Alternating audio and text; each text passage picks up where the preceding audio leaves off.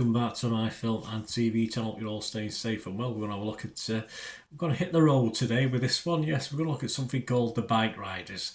Yes, 15 certificate, 116 minutes, so just under 2 hours. It would have been okay. It did seem overly long, but I wouldn't have minded a little bit more in it. We'll talk about it. This is reviewed on the 24th of June 2024. The Bikeriders is an American crime drama. Bit of comedy in as well for me, I think. It made me smile and laugh a couple of times. Anyway, written and directed by Jeff Nichols. It stars the wonderful Jodie Comer in this one. I've just watched her in something else. Austin Butler, Tom Hardy, Michael Shannon, Mike Feist and Norman Reedus. So we'll have a look at that, please. Before we do, on screen and in the description, just links for this set of pens, guys, from my friends of the channel, Two Hands Stationery Company. Just a great set of black pens. You can use them from fine point to sort of pigment pens. You can, like me, you can use it to write notes and stuff, or use it for your artwork and stuff like that if you're that way inclined. And I don't think I'll ever buy a set of black pens again with these I've got here now. Just follow the links and you will get these well, you've already got them at £8.49 down from £12.99, but you can also, with that discount voucher at checkout, just type in that code and you get another 15% off. So it comes at less than £7, which is great value for money. It's scoring 4.4 out of 5 on Amazon, this these set of pens. So that's almost 5,000 reviews. So don't take my word for it. I just think they're great value for money. So fill your boots, guys. It'd be a great gift as well. You know, somebody, if you know somebody who likes doing artwork, etc. Right, back to the film. Its plot is inspired for Bikeriders by the photo book of the same name by Danny Leon.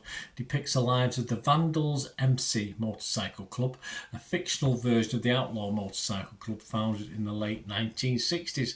This was released in the US on June the 21st, 2024, so check your territory. It should be available in most territories now. My little thoughts of this, of course, Jodie sort of leads all this. She's like the narrator for this, Jodie. And I immediately got a Pink Lady vibe with this. I'm not sure how close Jodie Comer's accent is to what she's aiming for. I don't know what she is aiming for, but it's Jodie, so I don't really care less that much, to be honest with you. Have you seen how many times the Americans have murdered an English accent? I think she can be forgiven, I think. As I said, I'm sure in America you know what she's trying to do, but hey, despite it and listening to Jodie's the best thing in this for me, to be honest with you. It's the best thing of the film. There are odd scenes of violence. There is a bit of a story to it. It's sort of simmering underneath all the time until we get to the climax, of course. But I think it would have benefited from something a little bit more organised as far as storyline is concerned. It just seems a little set of little short stories melded together, say, apart from the plot that sort of comes to a conclusion right in the last final scenes. As I said, I did laugh at it sometimes. There's no mention of comedy, but there's a sort of dark comedy element in it of this one. I'm reading some of the blurb and reviews. I thought it was going to be some great insight into bike gang culture, but it wasn't. I didn't learn anything that I probably didn't know anyway. And as far as investing characters, apart from Jodie's character, I didn't like any of the bikers, but obviously that's a personal bias. I've no time for anyone of that sort of ilk, in fairness, but I'm just an old middle-aged, middle-class bloke, I suppose. I just want to be entertained, and this was okay, but as I said, I think it could have been better, based on the fact that at least there was something a bit different in this to what's already out there. It's just an okay from me, and that's all I can really give this. As far as scores are concerned, I would be fresh on Rotten Tomatoes. I could be rotten on this. I'd be mixed on Metacritic. And I'm not going to give it a 6. I'm not going to give it a watchable rating because I was a bit disappointed, in fairness. And I did see a couple of dodgy reviews, so I wasn't going into this hoping too much. But I'm going to give it a 5.5, so it's okay. They say that's just an okay rating. And if you look at the other scores, a bit more positive than I am. Rotten Tomatoes, 166 critics. It's coming out at 6.8 out of 10. 135 fresh and 31 rotten. The website's consensus, fueled by a charismatic cast, okay, and the gritty authenticity of writer-director Jeff Nichols' approach, the Bikeriders offers a conventional yet impactful look at motorcycle culture.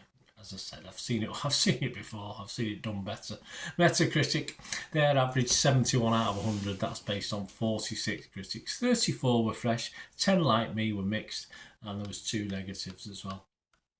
About the film, about Total Film magazine, Neil Smith, he said, while the style seems familiar, the material feels fresh, a testament not only to how Nichols lovingly crafts a fictional story around the photos Danny Lyon took from his seminal 68 book, The Bikeriders, but also to the flesh his actors put on the bones of the archetypes who populate it. I think Neil liked it. Beth Webb, not as impressed. She said, more of a slow burn than a thrill ride. The study of bygone motorhead mentality at its most visceral and violent is gorgeously shot, but only nicks the surface. I just wanted a bit deeper in this. If they're going to spend time, almost 2 hours in a film like this, I wanted a bit harder, a bit deeper. I mean, it was hard enough, there's some violent scenes, but I just wanted a little bit more storyline. Rotten Tomatoes audience, again, positive, 3.9 out of 5, so that's almost 8 out of 10.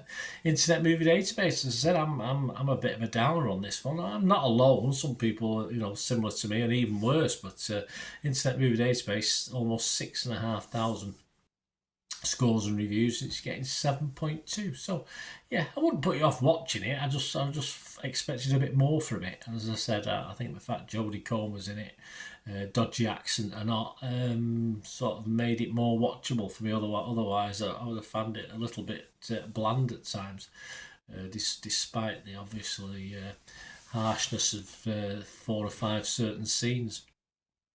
Well, there you go, guys. Let me know what you think anyway. Great to have your opinion. If you're stuck with me and you've not already subscribed, please push that subscribe button, push the bell notifications. Everything film and TV, of course. Reviews like this, information vlogs. And if you do check through the channel, see stuff on my football team, Manchester City, as well. So if you're very interested in that, or you know someone who might be, give them a kick in my direction. And if you like what I try and do, I'm always after people, individuals, or organisations. If you're part of an organisation to support the channel in some way or sponsor the channel, it's even better. Just let me know. You can contact me through this YouTube channel, of course, through the message system, and we can have a chat, or you can get me through the various socials. I'm on, obviously, I post film and TV stuff and football stuff on the various socials. I'm on X and TikTok at Bernard_Deneen. I'm on Facebook. You can just get me at Bernard Deneen, and yes, you can email me as well. There's an email up there. So just get in contact and we'll have a chat. And as I said, especially let me know what you thought of this film or anything to do with film and TV. It'd be great to hear from you. So we meet again. Well, that's one thing, don't I? Please stay safe, everyone. Bye for now.